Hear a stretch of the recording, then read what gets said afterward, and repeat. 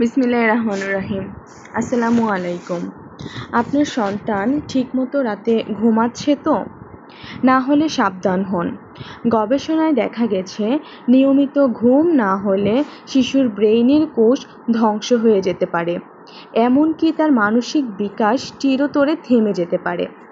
একজন শিশু যদি প্রতিদিন 9 থেকে 12 ঘন্টা না ঘুমায় তাহলে কি হতে পারে জানেন? মস্তিষ্কের কোষ ঠিকমতো পুনর্গঠিত হয় না, ফলে শেখার ক্ষমতা কমে যায়, আচরণে সমস্যা দেখা দেয়, সহজেই বাচ্চা রেগে যায়, কান্নাকাটি করে, অমনোযোগী হয়ে যায়। ইমিউন সিস্টেম দুর্বল হয়ে যায়, ঘন ঘন বাচ্চা অসুস্থ হয়ে পড়ে।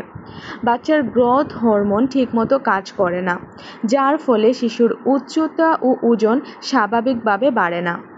ঘুমের ঘাটতির কারণে ভবিষ্যতে ডিপ্রেশন বা মানসিক রোগ হওয়ার সম্ভাবনা বেড়ে যায়।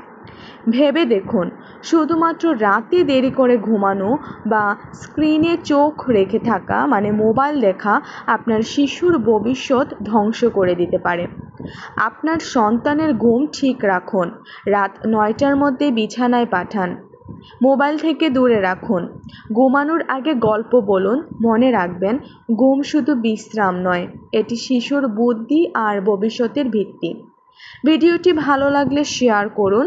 আপনার একটা শেয়ার হয়তো কোনো শিশুর জীবন বদলে দিতে পারে। ধন্যবাদ ভিডিওটি দেখার জন্য।